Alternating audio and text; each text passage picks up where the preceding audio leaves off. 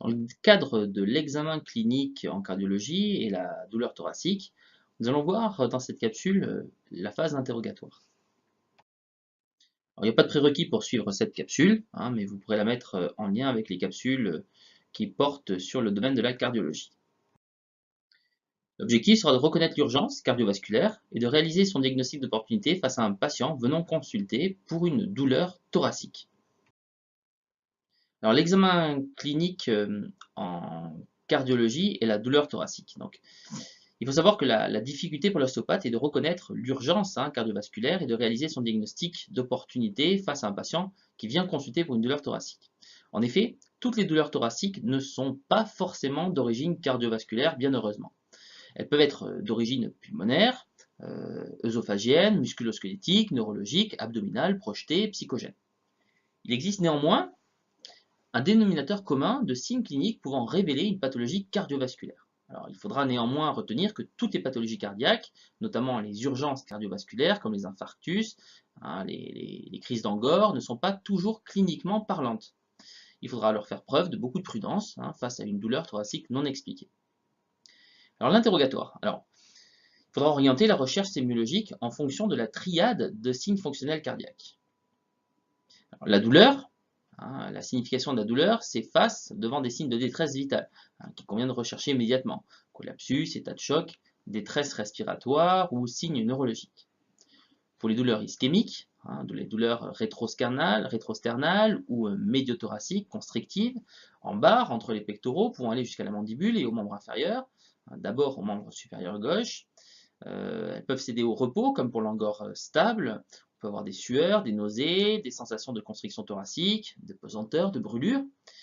Elles peuvent être déclenchées par le stress, l'effort, l'énervement, le temps froid. Alors pour les douleurs non ischémiques, on peut avoir une sensation de coup de poignard, une douleur acérée, qui peut être augmentée par la respiration. Alors le siège, il est souvent sous-mammaire gauche, hémithorax gauche, quelque chose de punctiforme, plutôt dorsal, ça ce qui est plutôt vrai plutôt dans les dissections. Alors, la douleur peut être aussi déclenchée après un effort, parfois soulagée par l'effort ou provoquée par un mouvement particulier. La péricardite est calmée par la flexion du buste.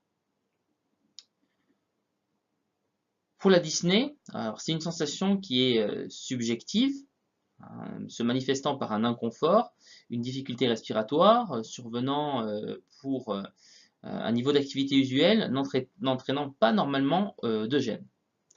Alors, dans le cas des pathologies cardiovasculaires, elle peut se manifester par une polypnée d'effort avec la crise d'angor, avec un retour à la normale au repos.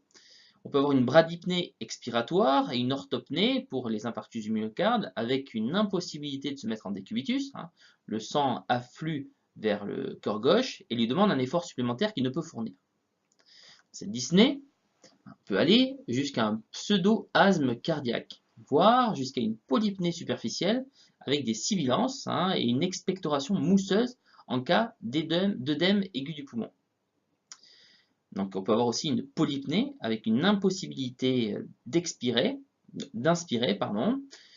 donc une polypnée avec impossibilité d'inspirer à cause de la douleur qui est provoquée et de l'orthopnée pour les péricardistes.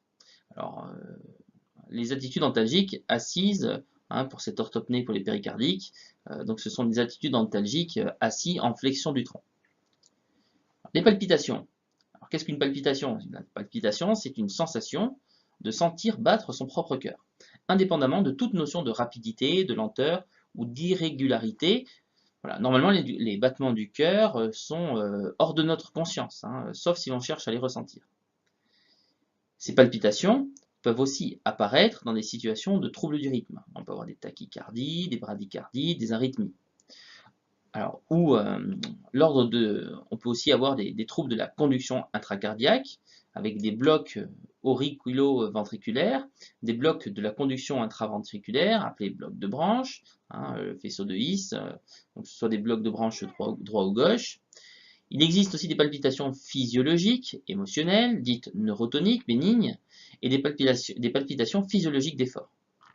Alors, toute atteinte pathologique du cœur peut créer des palpitations.